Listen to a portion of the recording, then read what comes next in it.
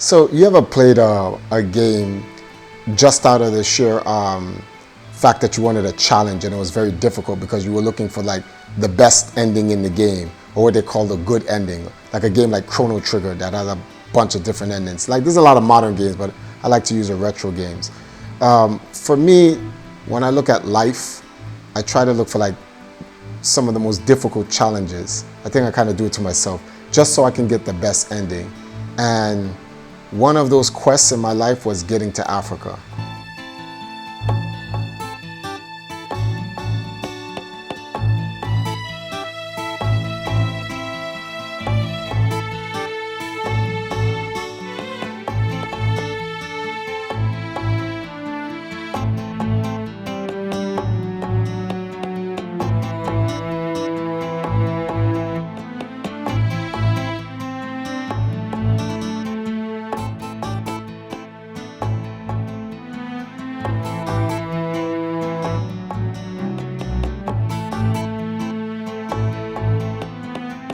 For a very long time, about 4 years, we can go all the way back to about 2013, 2014. This was like a year or so after my mother passed. One of the things she wanted was that she wanted like black people to win at something, mainly in Jamaica. She wanted like Jamaica to win a football team or something like that, you know, to represent black people in some form of competitive form. Well, I don't have a sports team, but I do have an esports team. And I've done a lot of things in the US with Empire Arcadia. We literally, the greatest thing we've ever done was become the most documented tournament winning video game team ever. This has been certified by Guinness. So I felt that, you know, in her passing, one of the things I could do was take my team back to like its roots. You know, being that I'm an African man, I wanted to kind of like take our team and kind of focus on where is Africa as a whole in the entire world, not just like in the Caribbean or in Latin America or the motherland, but Africa as a world. Where's Africa in esports?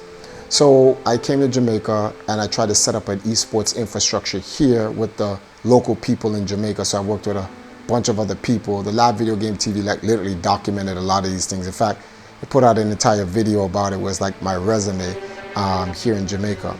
But the final frontier for that quest was to go back to Africa, to the motherland itself, and see what esports was like there, and see if I could volunteer my experience, volunteer a lot of the work that I've done to help strengthen Africa's esports infrastructure. And I've literally been planning with a lot of people, from guys that you've seen before like Nathan, guys like Aaron, guys like Kwesi, and a bunch of other people that I've worked with in Africa over the years, just communicating with them through social media. But the quest to go there and physically work with them, that's the real deal. And I knew that was going to be a difficult mission, but I was like, I have to give it a go.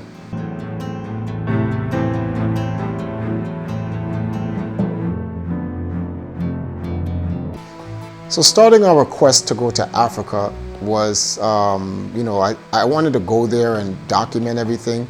And I usually document everything through my vlogs. But I felt that something of this magnitude needed to be documented professionally. So I sought the aid of Wayne Benjamin from the Live Video Game TV, because of all my work I've done here in the Caribbean, he's been the guy that's done most of the documentary work for me professionally. So I was like, that's the guy that I need to take with me to Africa. So, you know, I contacted a couple of private sponsors and supporters of our community based on YouTube and our Discord, and guys put together enough money. We did like a huge online campaign and we raised like thousands of dollars. So we prepared. The time came for us to kind of get ready to go there, and you know, we had to get up early in the morning because we had like a early morning flight and stuff like that. And so he came and picked me up in the morning, and we went to Norman Manley Airport. There was a thing where he told me that we had to register our electronic equipment, because I brought my Nintendo Switch with me and my camera, and he says you want to make sure you do that, because if you don't, you may get charged for duty to bringing back your own stuff that you own. So we're here at the airport, Norman Manley International Airport. Once we get to Miami, then we connect to our actual flight that goes to Ghana, Africa. There's a connection flight in Portugal, Spain. So we have a long ride, but let the journey begin. The time came, we got on the flight. He got the window seat. I had to sit on the edge. Like, that's annoying. I usually like recording from the window, but he got the window seat and everything. And, you know, we flew out, and in about an hour or so, we got to Miami. Headed out with Empire Arcadia for the Access Summit in Ghana. We're now leaving Kingston, Jamaica, headed to MIA. The next stop after that is going to be Portugal, Spain, then Accra, Ghana.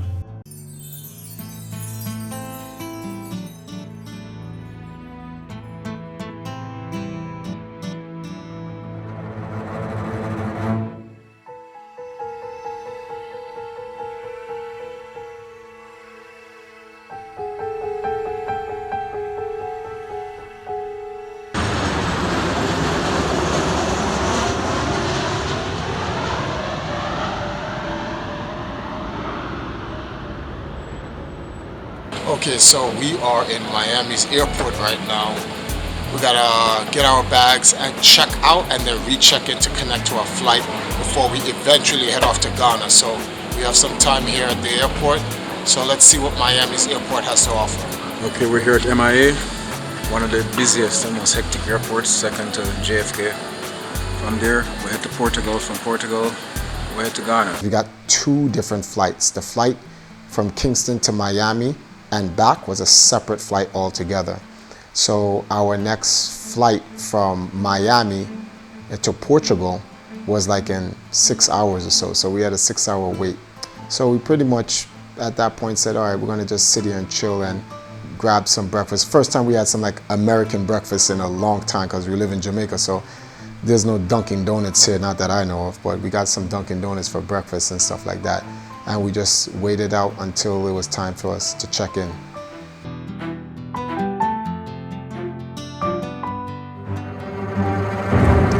There's an irony with TAP Portugal, the airline, being that it's a Portuguese airline. You know, if you do your history, you'll find out that the Portuguese actually started the slave trade.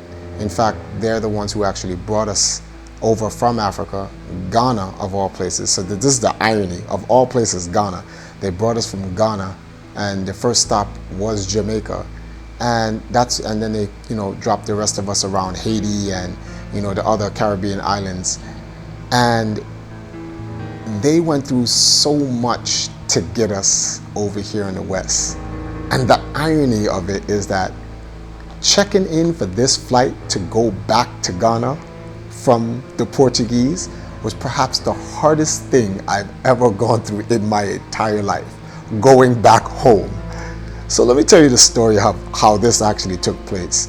So we waited about 6 hours, as I said, in the Miami airport, and when it was time to check in, we found out that, well, we always knew we had to get a visa on arrival. That's what we were told. We did all of our background check, and, you know, for people in Jamaica, you can just go to Ghana and then you get your visa when you arrive there, because there's no Ghana consulate or embassy in Jamaica. There's only ones in the United States, so you'd have to be an American citizen to use the ones in the United States. Wayne, being just having a Jamaican passport, he didn't have one, so I wanted to use my Jamaican passport along with him, and we both go under our Jamaican passports. And when we got to the desk, the lady was like, "Where's your visa on arrival confirmation?" And I was like, "Oh, we get it when we get to Ghana." And she was like, "No, you need a confirmation to state that you'll get a visa on arrival when you get to Ghana." Which I kind of wonder if a lot of people even know this. Like, has this ever happened to anyone before? But if you're from Jamaica and you're trying to go to Ghana, you need a confirmation. And in order to get that confirmation, you have to contact the country of Ghana itself. Immigration, well, I didn't know that. So, you know, and because I didn't know that, we couldn't board our flight. And we lost our original flight to go there. The Thursday flight that we're trying to buy, they won't sell it to us. We will lose the entire ticket So the lady said you have to. Yes, and they said they need a visa on arrival confirmation today, but they won't give us the ticket unless you give them the visa on arrival. But you can't give us the visa on arrival without the ticket.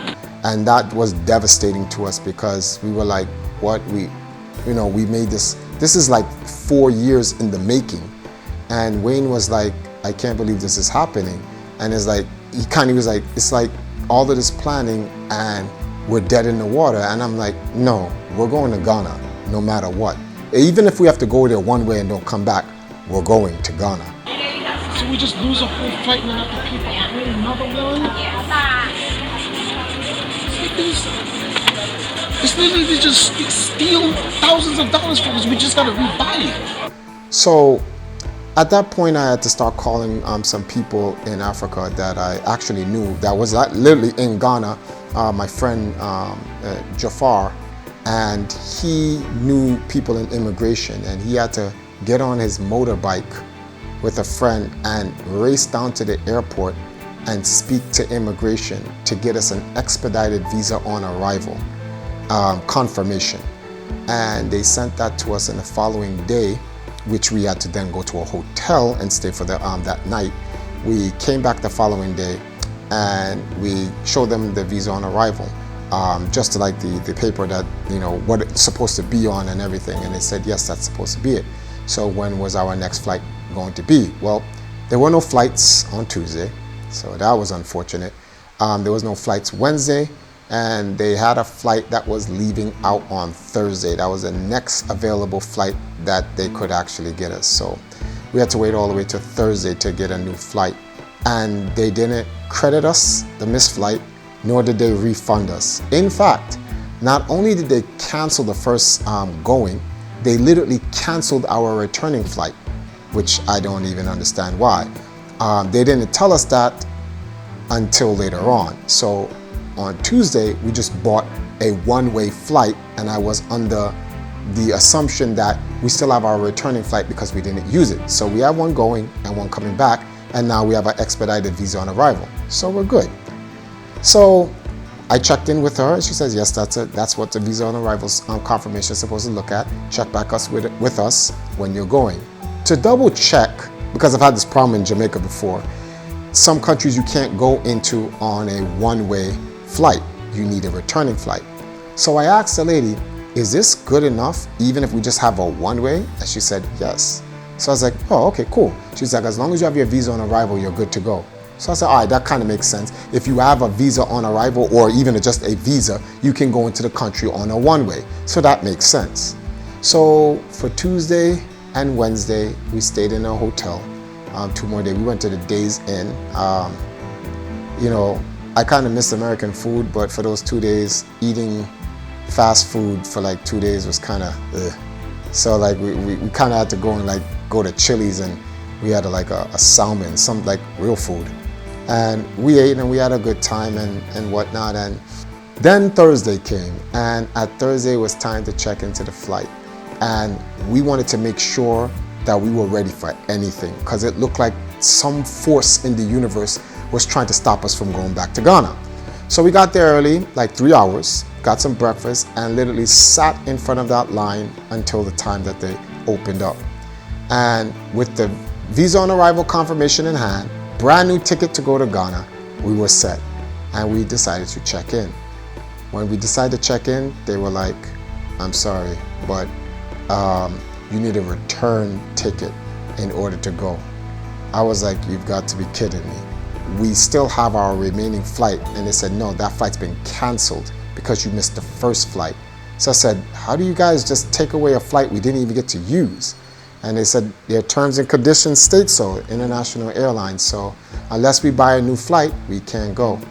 This then forced us to buy a flight out of Ghana to Ivory Coast, which we never even used that flight. We just bought it so we could use the flight that Thursday. And so we've lost thousands of dollars. Like ultimately at the end of the trip, there was like $9,000, $10,000 just to go to Ghana. So like, that's crazy, just to get back to Wakanda.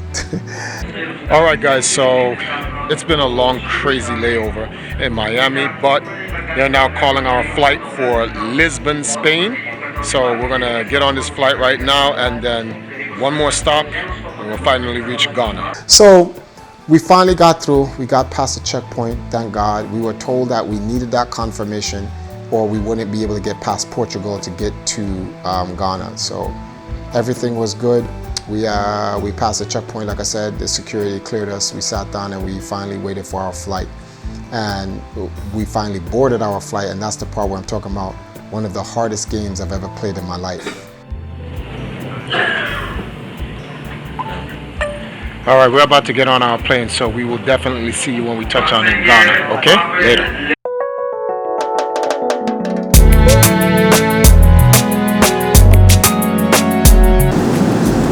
What's the hardest game you've ever played? Super Ghouls and Ghosts, Cuphead, Dead Cells, or Nightmare? The hardest game I've ever played in my life is life itself. The amount of obstacles you have to go through just to get to your destination. It's like one of the hardest levels in the worst Mario game you've ever played. And that's what I've been going through for the last couple of days. But I've made it through those levels. We're on the plane, and our next stop is Ghana.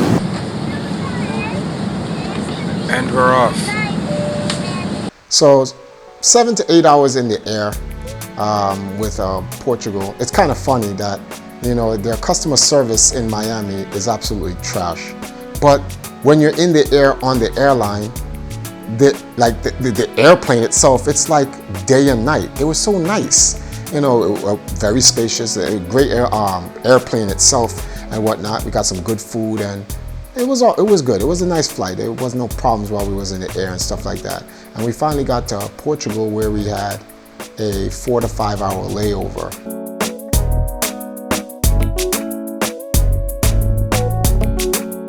So, you know, that's where you guys see me on social media, laying down in my Zelda hoodie and whatnot, because we were so tired. I don't know if it was jet lag or just the whole ordeal of being stuck in, you know, Miami for about 3 or 4 days before we finally got our flight.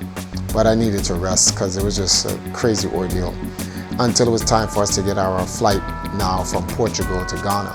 So we're finally here in Portugal. Man, when we got here, it was like dead. There was nobody here, ghost town. And we've been here for 10 hours. And I've been in longer layovers, but 10 hours is a long time. Had to get some sleep, we rest up and everything. And now it's like the middle of the day, and a bunch of people are here. It's all packed, and we're now gonna connect to our final flight to Ghana. So, yeah, we're just gonna get on that flight. How much time we have left? We have about 40 minutes before they start boarding and stuff like that. Ate some lunch, jumped online, contacted everyone, but now we need to get going, and then once we get to Ghana, the work can begin. So here we are, like, okay, it's a good thing we have our return ticket, although it was set from Ghana to Ivory Coast. We have to show them that. When we got to check in for the plane, they said, do you have your visa on arrival confirmation? We was like, yes. They said, get in. So we bought a flight that had no purpose. Literally, they didn't use it, they didn't check it in, it had nothing to do with anything. So we literally just wasted like $1,000+ for nothing. So that was like, I didn't know whether I should be upset or not, because we were getting on the plane, and as long as we're getting to Ghana, that's all that mattered. But I was sitting there like, we went through that for what again? Anyway.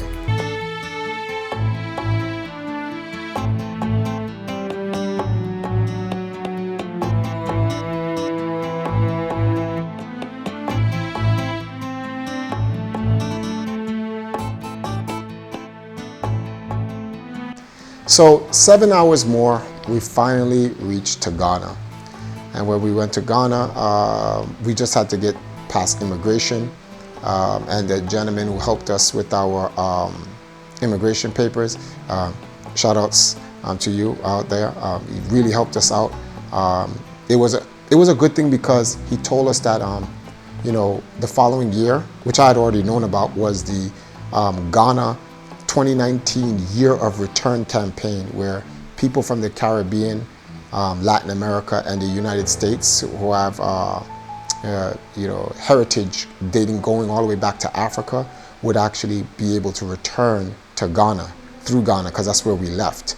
And this year in 2019, they're going to make it easier for people from that region of the world that identify with their African heritage to come back home. So he really wanted to go out of his way to help. So it was good to know when we reached to Ghana that their entire government infrastructure was so helpful. We really appreciate that about their immigration. One of the best immigration we've ever gone through. And I've traveled a lot of places. Clearly the best immigration we've ever gone through. Came in, boop, boop, went straight in. So anyone who's visiting Ghana, you'll love their immigration. Here we are at Playbox's GamerFest 2018 in Accra, Ghana, where top esports players from all over the country have gathered to prove their worth and test their mettle in FIFA 19. Also joining us is 9-time Guinness World Record Holder and International Video Game Hall of Fame inductee and ambassador Isaiah Triforce Johnson of Empire Arcadia. Stick with us as we speak with other players, esports organizers, and esports executives involved in this historic event. We're just getting started. So day one, GamerFest. And on this day, we got there bright and early. We had to get up in the morning. We head down there. Wayne said he wanted to get there as quickly as possible because he wanted to get the drone shot. I'm telling you, the drones, man. And we got a great drone shot of the entire horizon of Legon, which is a region in Ghana, the city of Accra, if I'm pronouncing that right.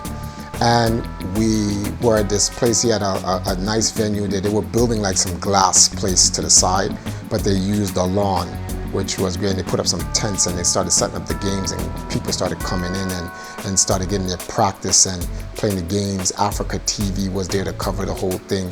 A couple of radio stations was there as well. And Wayne just went to work on that. We interviewed the person, Aaron Boateng, who's the CEO and the president of GamerFest and Playbox Ghana. Now we interviewed one of the reigning champions. In fact, I think he's Ghana or even Africa's best FIFA player, which is Wonder Kid. And we interviewed a couple of other people who are actually supporting the entire scene, the esports and competitive scene there, and they help Aaron with the logistics and things like that. So we really spent our time just working. Day one was just work. We were grinding 24/7. Well, not 24/7, but you get the point. We was grinding for a very long time. So Wayne was just sitting there putting together the videos and whatnot. And before the day was done, he had 2 videos already out in the same day, because we wanted to really show everyone we were here for business. We went through all of that in Miami to get there. It was time to get that work done. So we got it done. People know that Africa has champions as well. So if you win, good luck, because I'm going to be bringing out one of my players from Jamaica to come beat you. So at GamerFest, a friend of ours came by, the same gentleman who helped us get in contact with immigration, Jafar. He showed up at GamerFest and we met him, and at GamerFest had ended, so we went back to the hotel. The following day, he came over with his friend, his sister, Kate, and we spent some time together. We ordered some food and we ate, and he gave us a little history and rundown about Ghana and the culture there, and we had a discussion about how it's so similar to Jamaica. Jamaica is literally an island version of Ghana. If you're Jamaican and you have never been to Ghana, when you go there, you're gonna be like, why is this a country version of Jamaica? But in reality, it's an island version of Ghana, because Ghana was first, not Jamaica. So after that, we decided to change locations and we headed to Jafar's house. That's where we decided to stay for the duration of our time. With our returning ticket for the following Tuesday gone, we literally had no return ticket. So we were literally in Ghana for an unknown amount of time with no return. So we wanted to make sure that we could do what we said we want to come there to do, and a little bit more before we find a way to get a return ticket and go back home. So we stayed at Jafar's house for a little bit, and hanging out with Jafar was very interesting because it's not common to be hanging out with someone you consider a good friend and a brother to you, and then you find out that they're an actual professional FIFA player. The guy actually plays football. He has a knee injury which he's trying to recover from so he can get back and playing professionally. And he told us his whole story, and Wayne was really interested in that. He was like, what? You're an actual professional football player? And he was like, yeah, I'm just injured and I'm trying to get my knee fixed. So he's trying to find a way to get to the United States so that he can get a actual surgery on his knee, professionally done, so he can return back to Ghana and represent Africa in football. And Wayne was so interested. He's like, I want to do a short piece on you regarding that.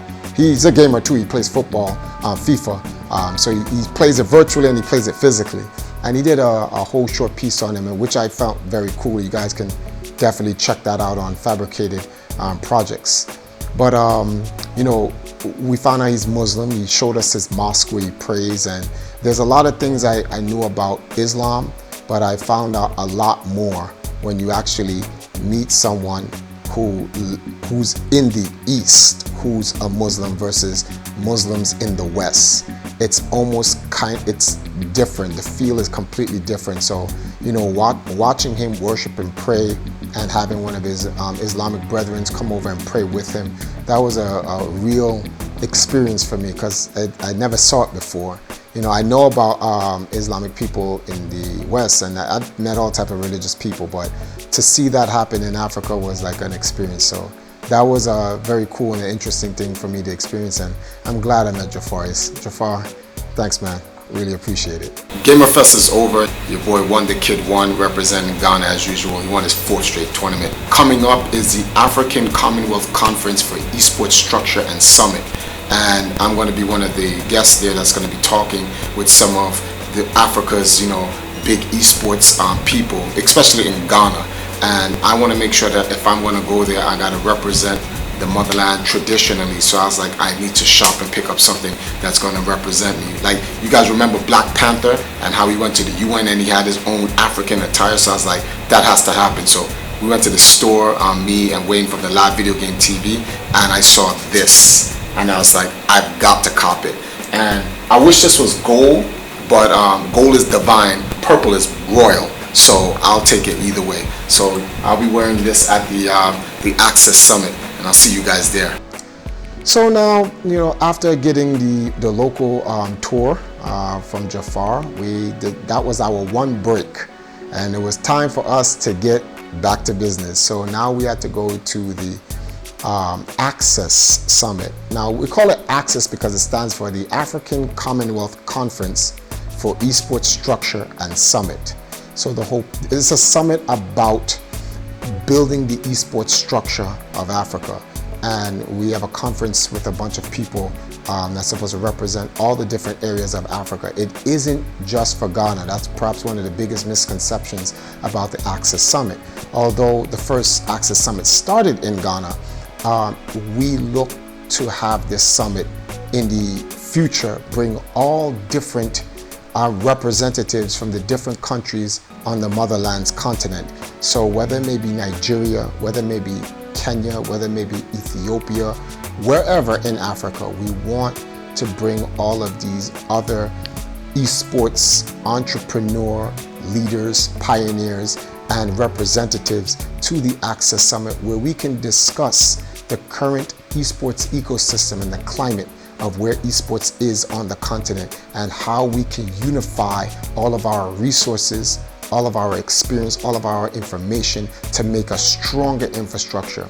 They have this thing called the African Esports Championships, and they don't want to just have it before the motherland, but they definitely have an interest in 2019 in getting the Caribbean involved. And as Ghana's international esports ambassador, they said they wanted to use me as the point man to connect our brothers and sisters here in the Caribbean back to Africa. And I was so proud to hear that, because I really felt like, you know, this entire journey just to get here, everything we went through, the 5 days it took to get to Ghana, it was all justified just by hearing that from Kabina. So, you know, I was really emotional, and I really don't get emotional, so I had to keep it together. So don't let the cameras fool you.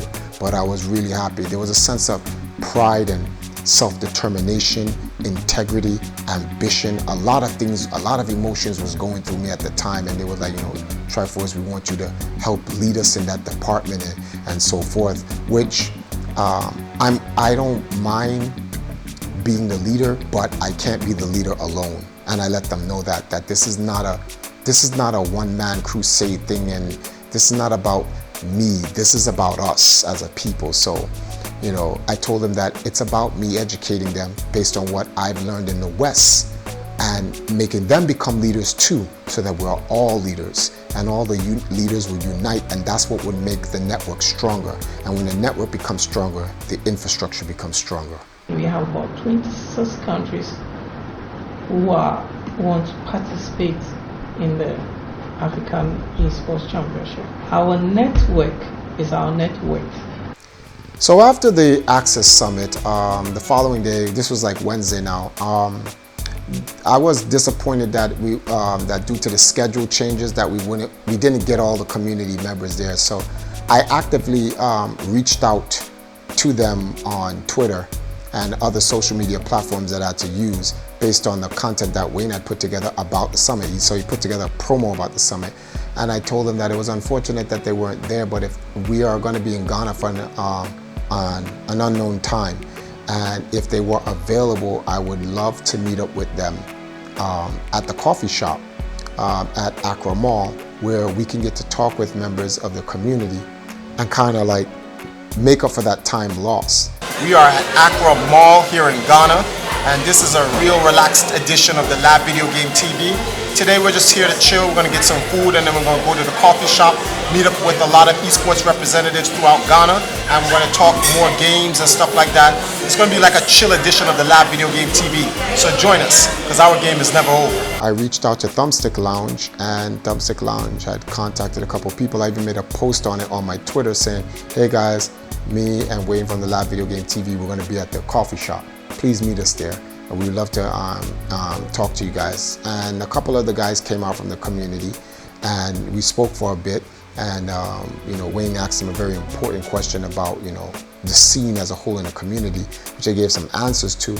And but we didn't really have a lot of time at the mall. So what I wanted to do was I wanted to connect with, like, how can we use this opportunity of meeting the community to get a bigger platform to let them know I'm even in Ghana, because a lot of people in the gaming scene in Ghana didn't even know I was on the motherland. They didn't even know I was in a country. So the Thumbstick Lounge guys said they could make something happen by helping getting me on Kwesi TV. So this is when I really got introduced to the people at Kwesi TV, in where Yuba from GTC allowed me to share a spot with him on a Thursday night show that they had on Kwesi TV, where they wanted to introduce me officially, network television. This is like the #1 network TV in Ghana. So they was like, no, you're an international guest, Triforce. We know about you. We know about Empire Kitty. We know about your history, which I was surprised about. I did not know that Ghana knew about my team and what we've done in gaming and what we've been trying to do, and even us getting, you know, ready to come to Africa. So they knew all of that. They just didn't know I was in Africa. So we went to Kwesi TV and did my interview with them, which was really much of an introduction. Welcome to Ghana. They wanted to let people in Ghana know that I was actually there. And Yuba invited me to his GGC finals, which was later on that weekend, at the end of the weekend, which was a Sunday. So obviously I'm going to take that invite up with him. So I was like, sure, I'd love to be there. And he was like, we want to have you on as a guest commentary. And I was like, wow. And we were in the TV station, so I kind of already saw what the commentary desk looked like. And I was like, this is some ESPN level stuff. So I was like, sure, I definitely would love to come on. And during the actual program that we were on, I pretty much introduced myself from Empire Acadia and what I've done with esports and my team over here in the US, and what I'm looking forward to do for our people back on the motherland in the East. And you know, that I was appointed as Ghana's International Esports Ambassador and so forth. It was a short segment, but we got straight to the point, and they were able to introduce me. They really talked me up a lot about my world records and stuff like that. So I was like, I kind of felt embarrassed a little bit. I was like, do we have to talk about that? Not that I should be, I know I should be proud, but I don't like when people kind of like big me up. I don't know what that is. Like, yeah. So, but after that, you know, we wrapped up the interview and the introduction, and we took a Wakanda Forever picture, you know, which I've been doing that for all the time there. It's like, why are you like doing that? And a lot of people is like, you know, Wakanda is a fake place, and a lot of people don't know that Wakanda is actually Africa. That's what it means, you know. It's the 4 points of Africa, north, east, west, south. And they take cultures from all 4 points of Africa and combine it into the middle. And that's the representation of that Africa as a whole. So when they say Wakanda forever, it means Africa forever. I don't know why that was so hard for people to figure out, but I kind of got that off the first strap. But so we did that, and we ended up leaving Kwesi TV, and then we was gonna take a next day or two off and just try to like prepare ourselves for Sunday. We're at the St. George's Castle in Elmina, Ghana, where the original slave trade started. This place was created by the Portuguese in 1482. So before we, like, I was waiting to get, like, I was like, oh man, I can't wait till Sunday, because I wanted to see I want to be a part of the GGC finals event and so forth. I just had to be there. I wanted to see what it was like, because I saw what they did in terms of interviewing us for Kwesi TV for their my introduction to Ghana. So I really wanted to see what the esports segment looked like. But before that happened, there was one personal thing I wanted to come to Ghana for, and I wanted to see specifically where our origins, where we as Caribbean Africans come from. And I've been hearing a lot of things from people about this castle in Elmina, Ghana, called St. George. It's the slave fortress, or the slave prison. And I was like, you know something? With our next couple of days off, Friday and Saturday, I would love to go down to Elmina, and I would like to see this fortress. We met a couple of young ladies. We met Selma, and we met Louisa. And so we went back to Jafar's house, and we met those girls, and we had a nice time with them and whatnot. And we was like, let's go to Elmina Castle on Saturday. And they actually said they would love to come. So we was like, oh, okay, cool. So we were told it was a 2-hour ride there. And it ended up taking 4 to 5 hours to get there because of the traffic. So when we got there, sunlight was going down. We had to make it a quick trip to like really get the whole experience of it there. But that experience of going to that place and seeing where they took us to, processed us, changed our religion, changed our culture, put us on a boat. Well, put most of us on a boat. Some of us didn't make it on the boat. Some of us was thrown in, they tied a rock to us and threw us in the ocean. Those are those who weren't conforming to the colonizers and the imperialists. And I've been in the cells. You can still smell the death, and it's been 500 years. Same metals that they've used there, a lot of the things there, the stories that we found out. Man, you guys need to check out this project that Wayne's going to be doing on Fabrikated ProjeX, where he's going to do a whole documentary on it, because that's literally what we did. We literally went through everything, and we talked about the door of no return. This is the door where you went through, and it shipped you to the west, and there's no return. The irony behind it is that 500 plus years later, we have returned.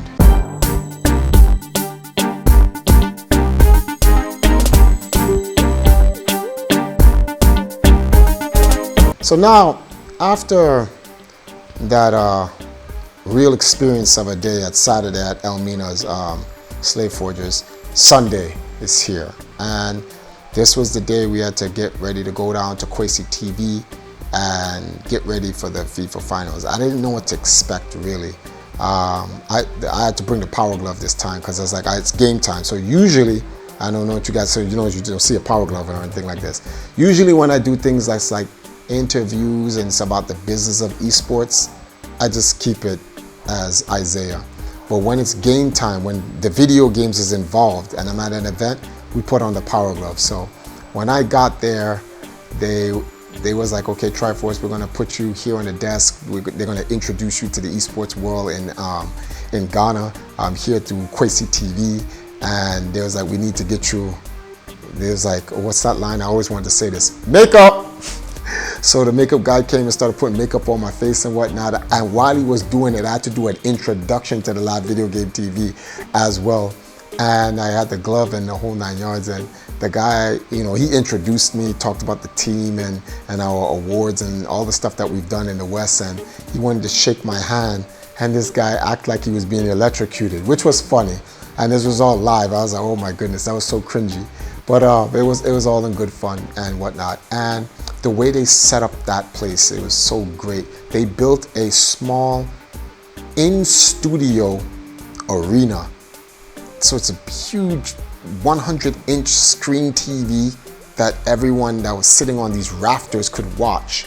And the two players was at the bottom, and it was playing on a smaller TV screen so that you could watch it. And they broadcast this live. This was like network television. I was blown away. I'm like, what is this? I'm saddened because I'm like, this is not even in Jamaica. I'm like, no, none of the television stations down here do this. And I'm sitting there and I'm like, Kwesi TV, like this guy, the guy that runs Kwesi TV of the EchoNet Media president, Joseph Honda, if I'm even pronouncing his last name properly, he has a vision in looking at a different type of comprehensive, personalized content between the audience and how to broadcast that. I wouldn't call it necessarily revolutionary, but he has the vision. He sees it. He sees what the audience wants their thing to be put out through their mainstream and social media platforms. That's what the audience was. That's why Twitch TV is so huge. That's why YouTube is so huge, and all of these other mainstream social media platforms are so huge, because they understand, they connect with the actual people. So to see a TV station dedicated to creating esports content in Africa, I was like, wait a minute, Africa isn't that far behind. There's places in the West further behind than Africa. So it's really what I said it was at the Access Summit, communication. I don't even think a lot of people even know this, and we got to get that out there to the people.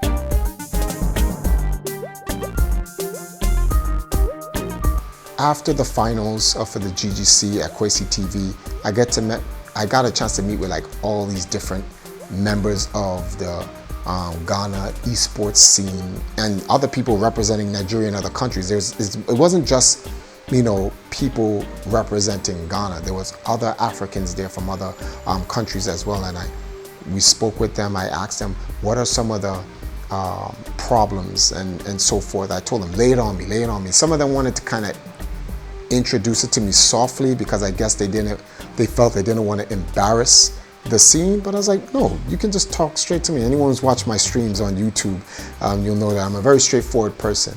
And what I found out is that there really aren't any problems, not any serious ones. The same problems that Africa has in terms of all the different communities trying to get along with each other is the same problems that's happened in the West, in the Caribbean, in Latin America, and definitely America, especially the fighting game community. Like, we're not going to talk about that. But anyway, so I told them these aren't problems. We need to focus on the solutions, getting everybody on the same page, getting everyone a chance to express themselves and express their issues so that we can find the solution that best suits everybody. And I felt like I was really doing my work as their ambassador, because it wasn't about who's wrong or who's right or who's at fault. It's about finding solutions and unifying the people and empowering that network so that we can strengthen our infrastructure. So that's all I really focused on. A couple of days, I think it was a day later, it was time for the barbecue. Yeah, it was actually the following day, but in the evening, it was time to go to a barbecue, and we had to go to Tema, Ghana. So we had to go an hour outside of Accra to get to these guys. And we brought Selma and we brought Louisa. Unfortunately, Jafar couldn't come because he had to actually stay home and pray. So we understood that. We talked a little bit more about the community and what was the next step. And a lot of them were kind of upset because it's like, you know, we're getting ready to go home soon, like in the next day or so, and they wish there was more time. But I told them, fear not, I'm definitely returning to Ghana in 2019. Then they offered to play a game of Smash Brothers Ultimate with me. And I was like, oh man, and there's like, you know, they got some huge Nintendo fans there. So I was like, oh, there's a Nintendo community in Africa? There's like, yeah. And I was like, yeah, why would I think there wouldn't be a Nintendo community in Africa? So Nintendo's worldwide. So I was happy that, you know, there. And these guys, they know about my Nintendo history. They knew about me being the first to stand in line for all the different games and how I've worked for Nintendo in the past. And I have a great relationship with the president of Nintendo of America, Reggie Fils-Aimé, and how I passed the torch to Alex, Captain Nintendo, C&D. So they knew all about it. I was like, what? Like, there's like, yeah, we heard about it. We've seen it. We watch YouTube. And I'm like, obviously, YouTube unites the world. So everyone knows what's going on.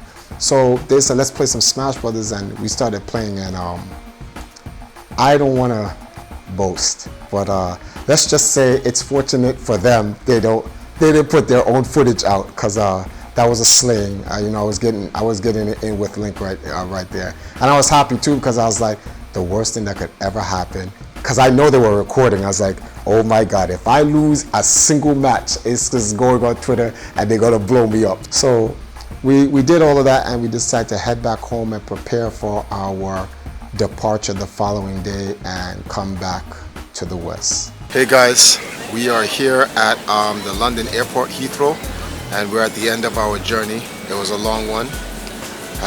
We did more than we actually thought we were going to be able to do. A lot more, especially with all the adventures we had to go through the trip. We covered GamerFest 2018. We went down and we got to the Access Summit. There I was actually appointed as Ghana's International Esports Ambassador. After that, we went to Kwesi TV. We did an interview there to introduce myself to the entire nation, which was very cool. Thank you, Kwesi TV.